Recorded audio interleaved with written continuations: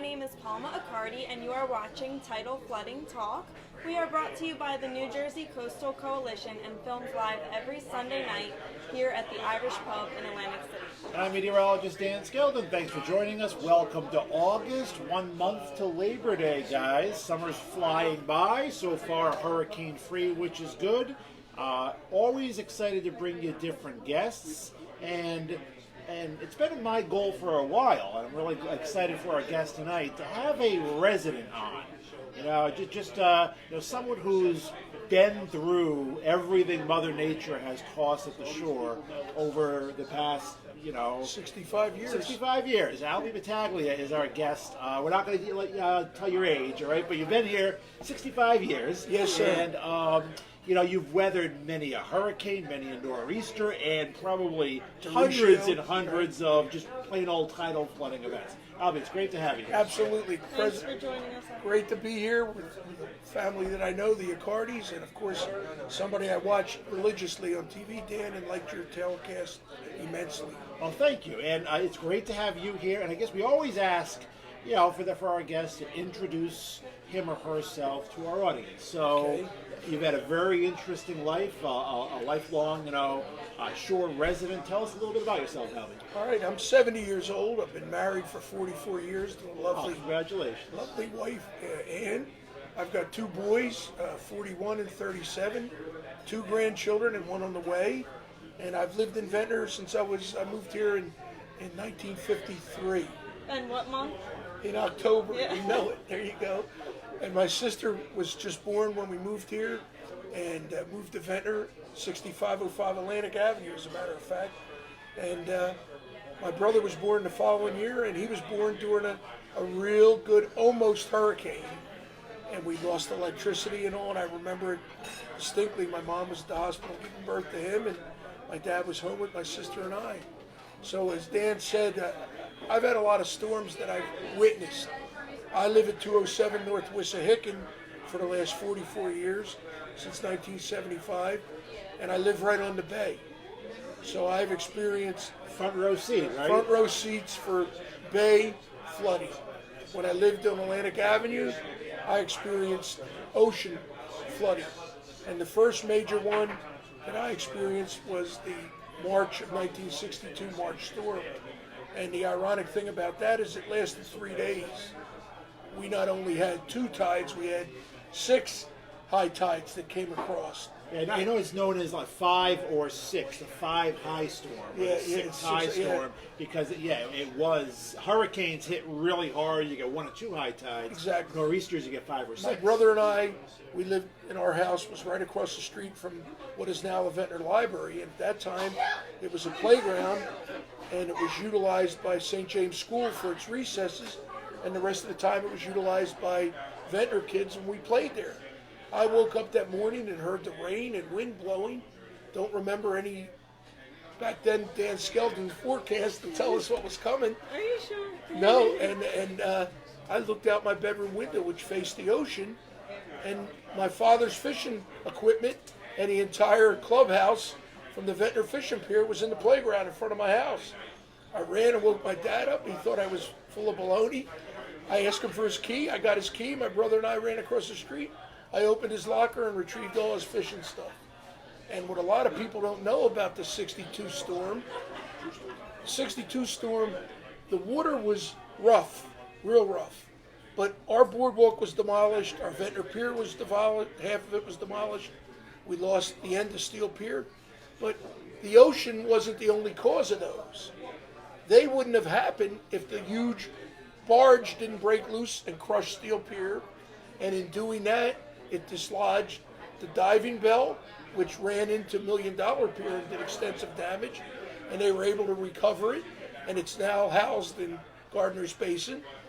And the big thing was the huge receiving tank on the end of Steel Pier that the diving horse would dive into was dislodged, floated northeast wind, floated south, missed $1 Million Pier, but ran smack into the middle of Ventnor Pier. Wow. And that's where the clubhouse was. Thus, that's how the lockers and all the equipment wound up in front of our house. And That, my brother and I went up that after the first day, and the tank was sitting at Stratford and the beach. It hadn't smashed the boardwalk, just had wrecked the pier.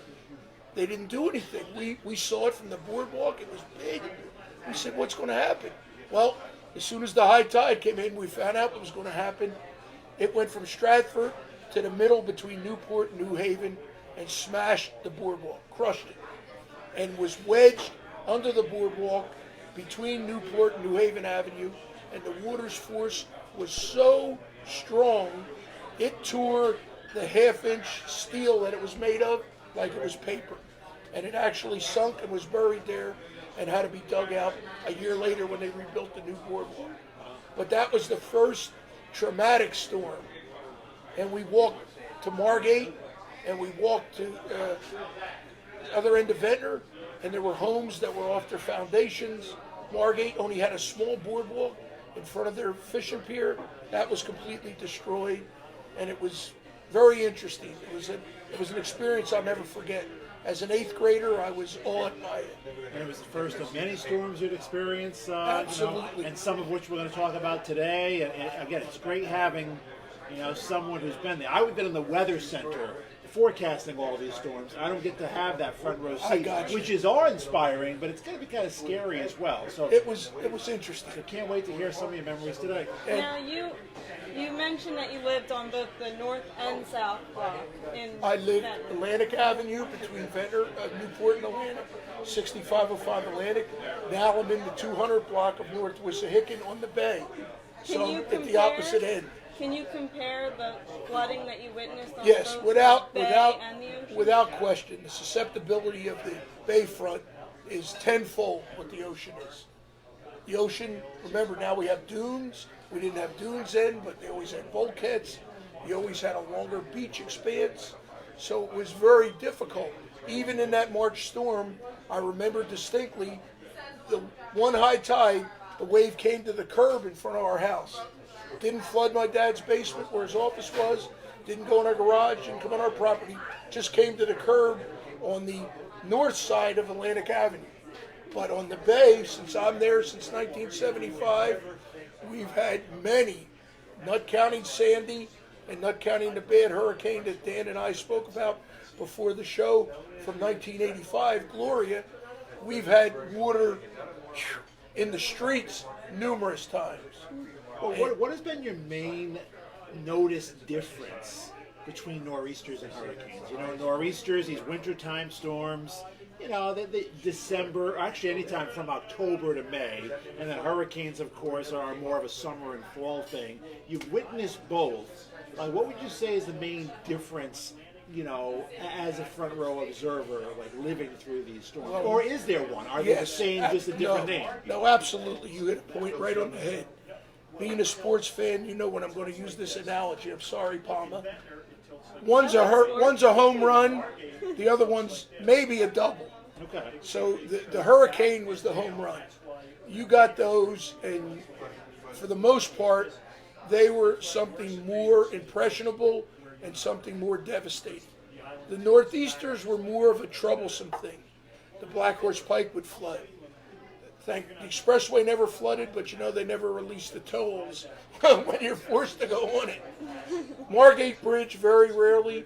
The new Longport is pretty good, but the hurricanes throw that all out. And Sandy was a perfect example.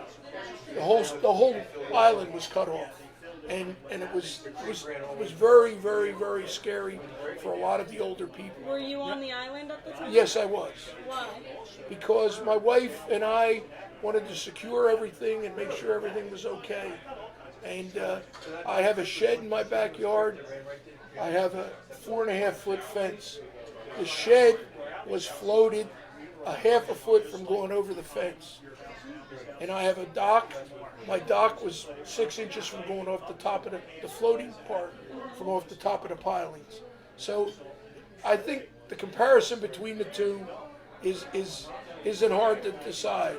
The hurricanes are much more devastating, much more impactful, whereas the northeasters can be dangerous, such as the March storm was in '62, but for the most part, their damage isn't as great. Now, although Palmer likes baseball, we different sports teams. So you got the home run double analogy is right up her alley, but Phillies, Red Sox, you can break the tie out. Orioles. Orioles, all right. There you go. Orioles, Phillies, Red Sox. So not breaking But any. None of our teams are really doing that great this year. But as long as you don't say the Yankees, I'm fine. All right. My Okay. wife got me a thing I have in my house. I root for the Orioles and whomever's playing the Yankees. Okay. That's a good one. Well, then let me ask you this question. You've witnessed so many storms. Have you ever evacuated? Because I know, like, the island has been under some mandatory evacuations. I think Gloria. Yes. I know Sandy. And I think Irene as well, even though that didn't turn out that bad. Have you or have you not evacuated? And if so, why or why not? Gloria, we left. My wife got scared and the kids were younger. We left Gloria, oh boy, about 2 hours before they shut everything down. Sandy, as I said, we stayed for the first tide. And after seeing that, scared to death, I had moved my cars. We put one in the old Golden Nugget parking garage and took the other one. We left and went to our friend's house in Wilmington. Luckily, I had my city and state ID, so Tuesday I was able to get right back in. Okay. And both cases, my wife was the one, and she was right. She was the one that Well, we got. wives are usually Yes, right? after 44 years, yes. It's only been 5 for me, but I already know that. We erred on the side of caution. I think we did the right thing. Now, do you think that in the future, after experiencing that, you'll always choose to evacuate? Well, my house has been raised. Previously, I was 7.83, and I thought I was safe as heck. Except in Sandy, the water was 10 feet deep in the street in front of my house. So we've raised the house since then. I'm now over 14 feet. We raised it 6 foot. To get to my living quarters, it would be get an ark for everybody. The whole island would be under. But once again, lose power. I don't have a generator. But, you know, when you look at it, it's better to be safe than sorry. Agreed. You know, and as long as there's people like Dan that can give us an accurate prediction of what's going to come, it's foolish to just try and you know, beat the odds. So to answer your question, in the future I would be leaving. And hopefully, you know, we don't see a storm for decades and decades, but realistically, we always have to be prepared because, as we've talked about, it's a year-round threat along the shore. Absolutely. I mean, as soon as nor'easter season is over, and I like your take. You know, nor'easters most of the time definitely have an impact, but aren't as serious as the brunt of a hurricane. They're more annoying than impactful, right? Unless you get a 62 storm. Exactly, which is the deviation. And we had that with Jonas. Now, Jonas and Ventnor wasn't as bad as, say, Jonas and Stone Harbor or Avalon. Right, they were like, worse. In some respects, Atlantic City and Secret Island, Sandy was worse to the north. Jonas was worse to the south. And we were in so the we middle. have not been the worst Hit. in any storm. Absolutely. But that doesn't mean that, you know, can't we've happen. had it easy. No, it can't happen. Right. You got to remember, years ago, Jackson Avenue was an inlet to the bay. And people don't realize that. That's the street that divides Ventnor and Atlantic City. Sandy, water almost met from the bay to the ocean at Jackson Avenue, which would be reinstituting the old inlet. So you never know what's going to take place. You know, that's amazing. Now, you were also an elementary school teacher for quite some time. I taught school for 33 years. In between teaching 9 years in Atlantic City, I did 12 years in Purgatory. I worked in the casinos. And my last job, I worked for our president at Trump's Castle. I was a pit boss supervisor, and I was actually, prior to the election, the news station did an article and did a feature called Making of Trump. And they showed videos of him doing all his career and different things. And one of them, they showed Trump's Castle on opening day. And Jim Ushry was mayor of Atlantic City then. He and Jim Ushry and Bill Gormley were walking down the aisle, and they went by my game, and I happened to get on TV in the movie because I was working there supervising that game. So yes, I've had a little varied career. I'm presently in a second term on the school board in Ventnor, and I'm chairman of the Building and Grounds Committee, and it's a big job because we're not expanding the building, but age is catching up, and we're doing a lot of repairs and construction and improvements to make the facility as good as it can be. So you're retired, but you're not retired. No. Now, what I was going to ask is, do you think that children are educated enough on the topic of coastal flooding and what to do in an emergency, natural disaster? You know, the big thing is to educate the parents who are students, most of them that I taught originally, and to get them to understand the impact and the seriousness of it will translate over to the children. And of course, in school, that's always on our curriculum, regardless of what grade you look at. We always speak, and as I told Dan, I remember when he came one time, when he was employed locally, and he spoke to our science classes about the importance of weather monitoring and understanding it, and those types of things prepare our younger kids for the future. Something, when I went to Ventnor schools, and I went to Ventnor from K to 8 before going to Atlantic City High School, and I never remember anyone ever coming in, even to our science classes, and speaking about tidal flooding or rip tides or any of the things that they talk about today. And I think the kids today are much more in touch with these things and set up with them and know it. Yes. I think our one of our former guests, Joe Martucci, still goes to the school. He does, actually. And do you still go? And I do on occasion. And he's an Orioles fan. He's an Orioles fan. Okay. So, all right. There you go. There you go. Have one Leon's a Yankees fan watching, so there are plenty of Yankees fans. There you go, of course. He's not at this table. Jason with a question, Albie. Sure. And this has to do with your house raising as well, which I mean, Gotcha. that's probably a decision you 100% support. You know, it just gives you peace of mind. You know. You ever hear of that mighty dollar? It was a financial necessity. Right. If I didn't raise my house, and the fact that I still have a mortgage, my flood insurance for the same coverage I have now would have escalated to $4,700 a year. And Since we've raised it, I'm sorry, Dan. No, Since that's we good. raised it, $347. Now, how long were you out of your home, and what was the process? Fortunately, I have a cousin that lived down the street from me on Rosborough and Ventnor Avenue. I was able to utilize his house, and his kids let me stay there after. We were out for about 11 months. Okay. But it's a decision you do again in a heartbeat. How to do right? it. It was. My wife loves it because now we have some area to put all our decorations instead of having a storage shed offshore. Yep. So Jason's question is, Albie, my mom has been out of her home, and you may or may not be able to help. He's posing the question to you. For 3.5 years after a botched house lift after Sandy cost us approximately $100,000. Unfortunately, the house wasn't raised high enough according to surveys. Can you recommend anything to get city officials to help us get our mom back in? Boy, I don't know what municipality we're speaking about here, but that seems like an unfortunate situation.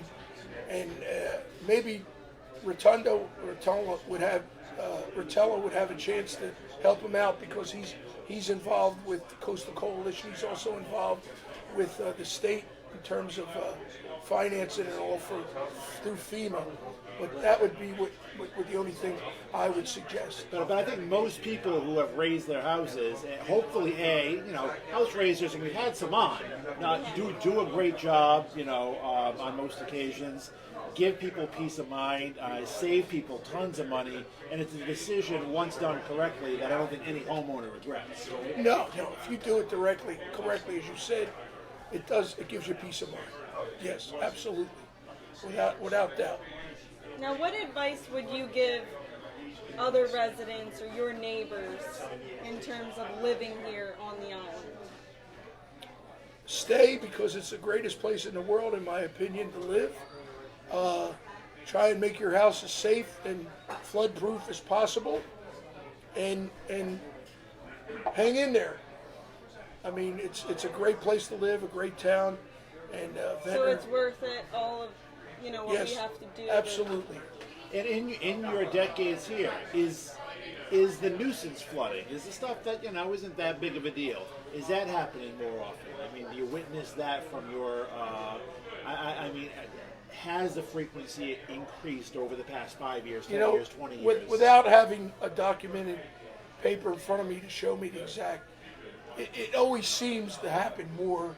Whether it actually does, I mean, how often do you come home from being offshore and the Black Horse Pikes? Right. You got to go to the expressway, or you got to go to one lane and drive through some salt water. Right. And you get, of course, the Wellington and the Black Horse Pike, and that's that's closed. Yeah. So it's that nuisance flooding. It's not, Yes. it's not the threatening stuff, but Right. it's stuff that will maybe make you change your route or where you park your and it's car. also, don't leave my car in the street because it's susceptible there. Right. Put it on the driveway. Do we have any more Facebook comments or questions? Just a couple people saying yes. Your wife is always right. So there seems to That's be correct. unanimous Yes. agreement with that. Mary Lou Tracy Ann says thanks for the great information. People loving the life experiences and the stories. So and congrats on the next grandchild. Oh, as well. thanks. Another girl. Another girl. We never had a girl, so now we got one and one on the way. Okay.